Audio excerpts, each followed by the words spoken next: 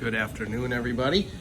I decided a little late in the game that I wanted to document 5.3 LS swap in my 97 Wrangler. I haven't been able to find a lot of videos on the method I chose for my swap, so I figured I would put it out there in case anybody else was looking to do it the way I did. Now, to adapt the 5.3 to my Jeep, I chose to retain the factory AX15 and the NP231, which in this case has a slip yoke eliminator kit built in. And I did that through Novak adapters. They were super helpful. Went back and forth via email a few times with them, and I found they sell a Bellhousing adapter. So that is the plate that you can see here that bolts directly to the 5.3 block. It's a standard GM Bellhousing pattern, and then in that it's kind of tough to see because I've already got it assembled. But on that adapter there are threaded holes built into the adapter ring itself that accept the AMC Bellhousing bolts. So I do have a few in there now, and then I ended up having to go with their custom flywheel. I believe it's built by Ram Clutches. And then I have Novak's adjustable throwout bearing in there as well, which takes a little bit of math, but they provide instructions on that to make it pretty flawless. So I think we were, a total of about 45 minutes assembling this and, using proper torque and Loctite. The engine I chose is out of a 2004 Suburban. It is the L59 variant. It is a drive-by-wire setup.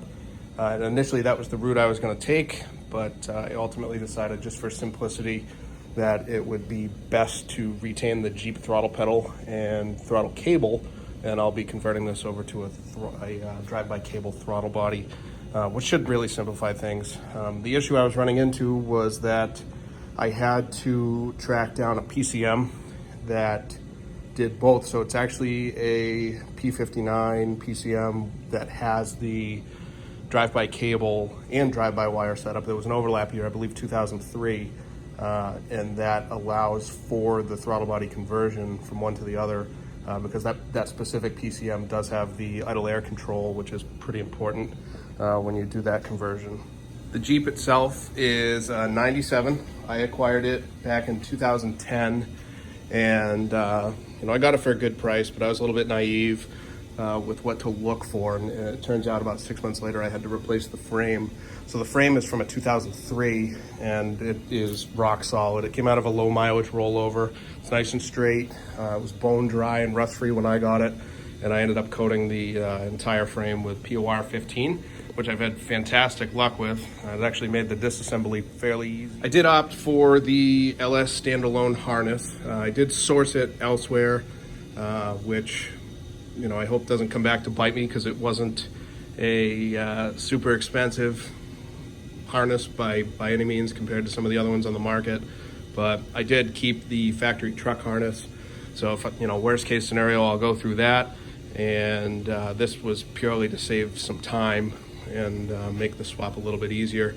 I will have to do a little bit of research and see where I have to tie into the Jeep harness to retain the ignition and all the lights, functions, and whatnot.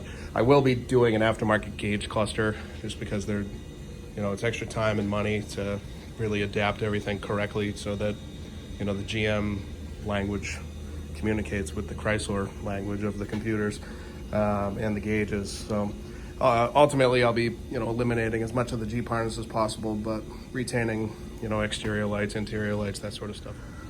When I acquired the Jeep, it was stock. It did have the 4-liter 6-cylinder in it, which, don't get me wrong, is a great motor. It did kill me a little bit to pull this one out, and once we crossed the point of no return by cutting out the motor mounts, it made the decision to sell the original engine pretty easy.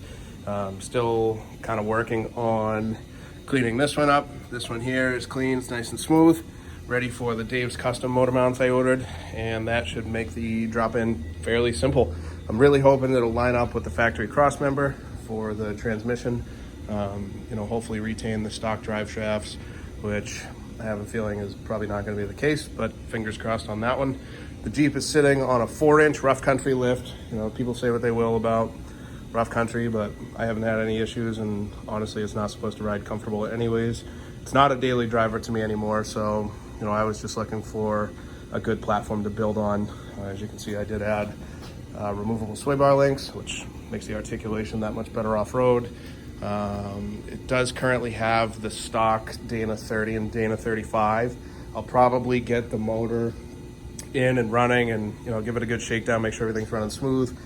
And then I do have a matching set of Dana 30, Dana 44 assemblies that are 373 gear set, which should go just fine with the V8. And hopefully be able to use 5th gear and not wind it way up on the highway. But fingers crossed. And I'll try to keep everybody updated on this as we go.